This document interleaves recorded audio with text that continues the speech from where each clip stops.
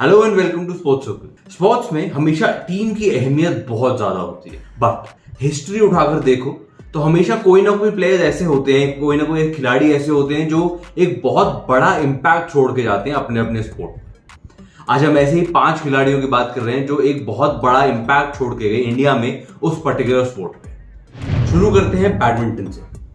Okay, इनसे पहले बहुत सारे लेजेंड्स आए, प्रकाश पादुकोण, पुलेला गोपीचंद वगैरह। इनके बाद भी काफी सारे लेजेंड्स और नए स्टार्स निकल कर आए, पर साइना नेहवाल का इंपैक्ट बहुत ज्यादा बड़ा है इंडियन बैडमिंटन पे। खासकर रीसेंट टाइम्स में जो बैडमिंटन का रेवोल्यूशन आया है उस पे जितना इंपैक्ट साइना नेहवाल ने छोड़ा है उतना इंपैक्ट शायद ही किसी और ने छोड़ा हो। अब अगर रीसेंट टाइम्स में देखो, एक रेवोल्यूशन सा है पुलेला गोपीचंद जी के कोचिंग सेटअप से, और उन्होंने जिस तरह से प्लेयर्स को ट्रेन किया है, जिस तरह से पूरी चीज को एक ट्रांसफॉर्म कर दिया है। बट इस सब में हमने एक रीसेंट टाइम में वीडियो भी किया था इंडियन बैडमिंटन के राइज पे, और उसमें भी हमने ये बात की थी कि साइना नेहवाल ने जिस तरह से किक स्टार्ट किया इस रेवोल्यूशन को, जिस तरह से उनकी जीत ने अलग अलग टूर्नामेंट्स में सबको इंस्पायर किया और नए नए बच्चों को इंस्पायर किया बैडमिंटन को as a serious sport consider करने के लिए, वो एक बहुत बड़ा फैक्टर है इंडियन बैडमिंटन आज जहां पे है उस सब में। 2008 में वर्ल्ड यूथ चैंपियनशिप्स में साइना नेहवाल ने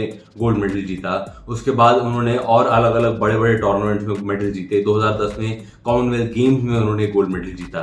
फिर 2012 में पहली इंडियन बैडमिंटन प्लेयर बनी हिस्ट्री में मेडल जीतने वाली ओलंपिक्स में। इस सब का इंपैक्ट हम आज की डेट में देखते हैं। आज की डेट में हम पीवी सिंधु को टॉप पे रखते हैं। आज की डेट में हम सात्विक चिराग, लक्ष्य सेन, इन सबको नए नए अचीवमेंट्स करते हुए देखते हैं। पर यहाँ ये जो शुरुआत हुई, ये जो चेंज हुआ माइंडसेट इंडियन लोकल पब्लिक का, इंडियन फैंस का बैडमिंटन की तरफ, वो हुआ साइना नेहवाल के परफॉर्मेंसेस से। फिर आते हैं बॉक्सिंग पे और बात करते हैं एक एब्सोल्यूट लेजेंड की, not just boxing but across Indian sport, मेरी कॉम। वर्ल्ड चैंपियनशिप्स में 6 गोल्ड मेडल, आपका ओलंपिक्स में ब्रॉन्ज मेडल, कॉमनवेल्थ गेम्स में गोल्ड मेडल, एंड एक छोटी सी जगह से निकलकर बहुत सारी स्ट्रगल्स के बाद किसी को बिना बताए, अपनी फैमिली को बिना बताए बॉक्सिंग में इतना ज्यादा एक्सेल करना, फिर इवेंचुअली दुनिया में, बॉक्सिंग की दुनिया में टॉप पर पहुंचना, ये एक अपने आप में ही बहुत बड़ी अचीवमेंट है। और उस सबसे ज्यादा जिस तरह से इन्होंने सस्टेन किया है अपने आप को उस लेवल पे, बड़ी इंजरीज के बाद कमबैक, फैमिली लाइफ को बैलेंस करते हुए सब चीज में एक्सेल करना, ये एक बहुत ही इंस्पिरेशनल जर्नी रही है एमसी मेरी कॉम की। आज की डेट में हम जितना इंडियन बॉक्सर्स को देख रहे हैं, नए नए जो यंग बॉक्सर्स निकल कर आ रहे हैं, निखत जरीन हो गई, लवलीना बोर्गो हैं और दीपक भोरिया, इन सब ने जिस तरह से रिसेंट टाइम में परफॉर्म किया है, सब ने अलग अलग प्लेटफॉर्म पे कहीं ना कहीं अपने उसमें मेंशन किया है कि नहीं जी, एमसी मेरी कॉम का कहीं ना कहीं एक बड़ा इंस्पिरेशन रहा, उनकी जर्नी का बड़ा इंस्पिरेशन रहा एंड रहेगा। किसी भी स्पोर्ट्स में अगर आप किसी भी एथलीट को पकड़ के देखो, अगर आप उन्हें ये कहानी सुनाओ, किसी नए बच्चे को जो स्पोर्ट्स में घुस रहा है, उन्हें ये कहानी से सीखने को बोलो, तो इस कहानी से सीखने को बहुत कुछ है। एंड जिस तरह का इम्पैक्ट इन्होंने छोड़ा है बॉक्सिंग पे, बॉक्सिंग एक पॉपुलर स्पोर्ट था इनसे पहले भी, नो डाउट, बट एक ट्रांसफॉर्मेशन जो आया है, एक मान लो कि अलग नजरिया है उस स्पोर्ट को देखने का, स्पेशली लड़कियों में, वो एमसी मेरी कॉम ने चेंज किया है सिंगल हैंडेडली। अब बात करते हैं हॉकी के बारे में। जब भी बात करते हैं सबसे पहले ध्यानचंद जी का नाम आता है, and very Fairlie so. But एक प्लेयर है जिनका शायद इंडियन हॉकी पे, इंडिपेंडेंट इंडिया की हॉकी पे थोड़ा सा ज्यादा इंपैक्ट रहा है, और वो है बलबीर सिंह सीनियर। बलबीर सिंह सीनियर ने एक स्टारिंग रोल प्ले किया 1948 ओलंपिक्स, इंडिपेंडेंट इंडिया के पहले ओलंपिक्स में हॉकी टीम को गोल्ड मेडल जिताने में। 1952 में फिर से एक लीडिंग रोल प्ले किया, फाइनल में 5 गोल मारे उन्होंने। उसके बाद 1956 में गोल्ड मेडल जीता फिर से इंडियन हॉकी टीम ने, और कैप्टन थे बलबीर सिंह सीनियर। बलबीर सिंह सीनियर पहले स्पोर्ट्स पर्सन थे इंडिया के जिन्हें पद्मश्री अवार्ड दिया गया। और 1975 में Indian men's team hockey world cup जीती। वो आज तक एक ही इकलौती हॉकी वर्ल्ड कप विक्ट्री है हमारी हिस्ट्री में। आज तक उसके बाद हम कोई और वर्ल्ड कप नहीं जीत पाए हॉकी में। उस टीम के मैनेजर बलबीर सिंह सीनियर। अब अगर एक खिलाड़ी का इंपैक्ट अगर देखते हो, एक खिलाड़ी का इस तरह से एक ट्रांसफॉर्मेशन देखते हो किसी भी स्पोर्ट पे, कि जी अक्रॉस द वर्ल्ड एक इज्जत दिलाई इंडिया को हॉकी में, अक्रॉस द वर्ल्ड एक स्पोर्टिंग नेशन की तरह इज्जत दिलाई, एक स्पोर्टिंग एंटिटी की तरह एस्टैब्लिश करने में हेल्प किया, तो बलबीर सिंह सीनियर का नाम बहुत ज्यादा जरूरी है लेना, क्योंकि इंडियन हॉकी का जो बेस है अभी वो बलबीर सिंह सीनियर और उनकी पूरी team obviously, but Balbir Singh senior के परफॉर्मेंसेस बहुत ज्यादा क्रूशियल थे इस पूरे सेटअप में। पैरा एथलेटिक्स को अनफॉर्चुनेटली इंडिया में उतना ज्यादा पूछा नहीं जाता था, उतना ज्यादा बात नहीं होती थी, उतना ज्यादा शायद पता ही नहीं था लोगों को पैरा एथलेटिक्स के बारे में, पैरा गेम्स के बारे में, पैरा स्पोर्ट्स के बारे में। एक एथलीट दीपा मलिक ने ये काफी हद तक अकेले ही चेंज कर दिया। वो पहली फीमेल पैरा एथलीट बनी ओलंपिक्स में मेडल जीतने वाली, पहली फीमेल पैरा एथलीट बनी एशियन गेम्स में मेडल जीतने वाली, वर्ल्ड चैंपियनशिप्स में मेडल जीतने वाली पहली फीमेल पैरा एथलीट बनी इंडिया से। एंड सडनली उन मेडल्स के बाद एक पॉपुलैरिटी मिली पैरा गेम्स को, पॉपुलैरिटी मिली पैरा एथलीट्स को, लोग एक्चुअली बात करना शुरू कर रहे थे, लोग इनकी परफॉर्मेंसेस सेलिब्रेट करना शुरू कर रहे थे, और धीरे धीरे इस सब का इम्पैक्ट हुआ गवर्नमेंट के सपोर्ट पे भी।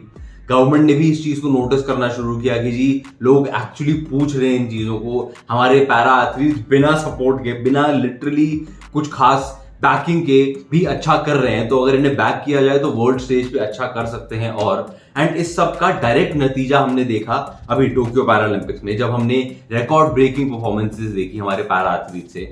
19 मेडल जीते थे हमने टोटल, उसमें से 5 गोल्ड, 8 सिल्वर, 6 ब्रॉन्ज।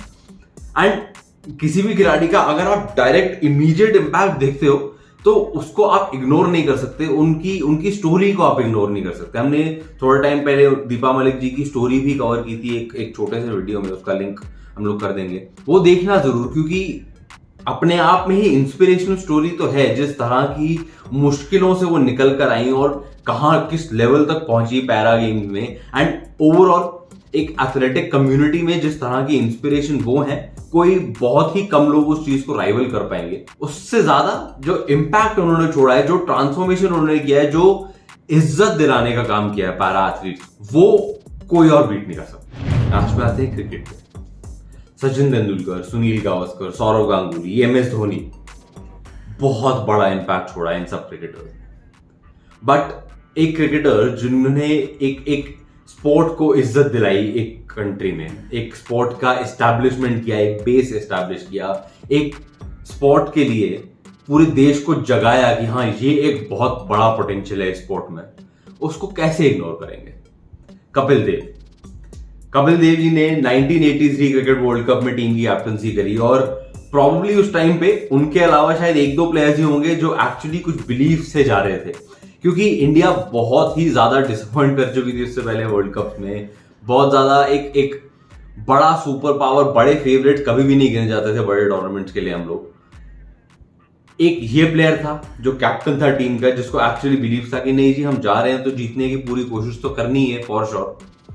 तो ऐसे में जिस तरह के बिलीफ से वो खेले, जिस तरह से उन्होंने टीम को लीड किया और 1983 वर्ल्ड कप जिताया टीम को, पहली बार क्रिकेट वर्ल्ड कप हम लोग जीते, उसके बाद हम एक ही क्रिकेट वर्ल्ड कप जीते हैं, तो आपको क्लियरली दिखता है कि इतना आसान फीट नहीं है अपने आप में भी ये। और उस टाइम पे तो बहुत ही ज्यादा मतलब अंडरडॉग से भी नीचे थे हम लोग कि जी बिल्कुल ही कोई उम्मीद ही नहीं है पूरी क्रिकेटिंग दुनिया को, नॉट जस्ट इंडिया में भी कोई भाव नहीं देने को राजी था क्रिकेट टीम को उस टाइम पे। एंड इस सब के अंदर से निकल कर आके एक अपने से ज्यादा स्ट्रॉन्ग टीम्स को अलग अलग टाइम पे बीट करना, ये एक बहुत बड़ी अचीवमेंट थी अपने आप में। एंड उसके बाद ऑब्वियसली हमने इम्पैक्ट देखा है cricket world cup, 1983 cricket world cup जीतने का, क्रिकेट पे जिस तरह से इंडिया एक बीस्ट बन गया है वर्ल्ड क्रिकेट में उसके बाद से धीरे धीरे करके। जहां पे वो बेस एस्टैब्लिश हुआ वो था अपने आप में वो क्रिकेट वर्ल्ड कप की जीत एंड कपिल देव के परफॉर्मेंसेस उस वर्ल्ड कप में, लीडरशिप उस वर्ल्ड कप में। उस वर्ल्ड कप की बात करें अगर तो 175 वाली जो इनिंग्स है जिम्बाब्वे के अगेंस्ट, 17 पे 5 आउट थे इंडिया के, उसके बाद कपिल देव ने आके डोमिनेट किया, 175 रन मारे सिर्फ 138 बॉल्स में। इस तरह की स्टोरीज आराम से होती नहीं है स्पोर्ट में, किसी भी स्पोर्ट में। एंड जब आप देखते हो इस तरह के टर्न अराउंड, कपिल देव को आज तक इंडिया का बेस्ट ऑलराउंडर गिना जाता है, कपिल देव को आज तक इंडिया के बेस्ट फास्ट बॉलर गिना जाता है, बेस्ट फास्ट बॉलर और फर्स्ट प्रॉपर फास्ट बॉलर जो इंडिया ने प्रोड्यूस किया। इतना लंबा इंपैक्ट एक खिलाड़ी का छोड़ना अपने आप में क्रिकेट के लिए ट्रांसफॉर्मेटिव था। एंड आज जो हम देख रहे हैं क्रिकेट की हैसियत इस देश में, क्रिकेट की स्टैचर, क्रिकेट का जोर इस देश में, बहुत सारा क्रेडिट जाता है कपिल देव जी को। आपके हिसाब से इस लिस्ट में सबसे ज्यादा इंपैक्टफुल प्लेयर कौन रहा है, प्लीज हमें कमेंट में जरूर बताएं। और इनके अलावा भी अलग अलग स्पोर्ट में जो जो आपको नाम लगता है कि इन्होंने अपना अपना स्पोर्ट एकदम चेंज करके रख दिया, वो भी हमें कमेंट में जरूर बताएं। वीडियो अगर पसंद आया तो प्लीज लाइक का बटन दबा दो ताकि ज्यादा से ज्यादा लोगों तक ये पहुंच पाए वीडियो। एंड इस टाइप का कंटेंट अगर पसंद आ रहा है तो चैनल को सब्सक्राइब करना ना भूलें। मिलते हैं आपसे अगले वीडियो में।